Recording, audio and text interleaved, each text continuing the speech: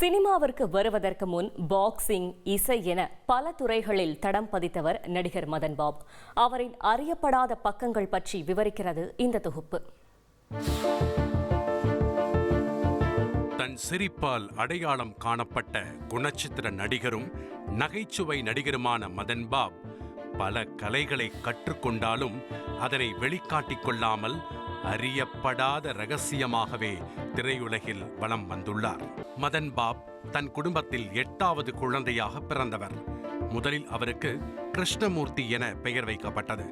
ஆனால் அவரது சித்தப்பாவின் பெயரும் கிருஷ்ணமூர்த்தி என்பதால் அவரது பெயரை மதன் என மாற்றினர்.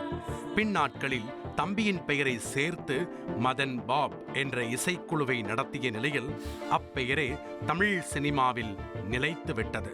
தன் சிறு வயதில் கொழுவென இருந்த மதன் பாப்பிற்கு பாக்ஸிங் மீது ஆர்வம் வந்தது.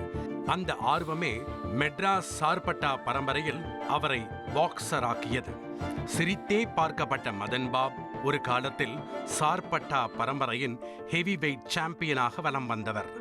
பாக்ஸிங் கற்றுக்கொள்ள உடற்பயிற்சி எடுக்கும் போது அங்கிருந்தவர்கள் மூலமாக சேவல் சண்டையும் முறையாக பயின்று கொண்டார். சண்டை சேவல்களில் கத்தியை கட்டி அதனை களத்தில் பறக்கவிடும் ஜாக்கியாகவும் இருந்துள்ளார். பாக்ஸிங் மீதும் சேவல் சண்டையின் மீதும் எவ்வளவு ஆர்வம் இருந்ததோ அதே ஆர்வம் புத்தகம் வாசிப்பிலும் இருந்துள்ளது. தன் பால்ய வயதை கடந்து கொண்டிருந்த காலத்திலேயே மதன் பாப்பிற்கு கிட்டாரின் மீதும் ஆர்வம் எழுந்துள்ளது. தொடக்க நாட்களில் அதனை முறையாக கற்றுக்கொள்ள முடியாமல் கிட்டார் வகுப்பெடுக்கும் இடங்களின் ஜன்னல் ஓரங்களில் நின்று அதனை கற்றுக்கொண்டிருக்கிறார். ஒரு வழியாக தன் அம்மாவிடம் பணம் பெற்றுக்கொண்டு பல்லாவரம் சந்தையில் சொந்தமாக கிட்டார் வாங்கி வாசிக்க தொடங்கினார். பின்னாட்களில் கிட்டாருடன் சேர்த்து மிருதங்கத்தையும் கற்று தேர்ந்திருக்கிறார். பின்னாட்களில் இசையமைக்க பல பிரபல இயக்குநர்கள் வலிந்து அழைத்த போதும் இசையமைப்பதை மறுத்து வந்தார். அவர் திரைப்படங்களுக்கு இசையமைக்கவில்லை என்றாலும் தனியார் நிறுவனங்களுக்கு இசையமைத்து வந்ததாக நேர்காணல் ஒன்றில் அவரே குறிப்பிட்டுள்ளார். தன் வாழ்நாளெல்லாம் கற்றுக்கொள்வதையே முதன்மையாக கொண்டிருந்த மதன் பாப் தமிழ் சினிமா உலகத்தால் என்றென்றும் நினைவு கூறப்படுவார்.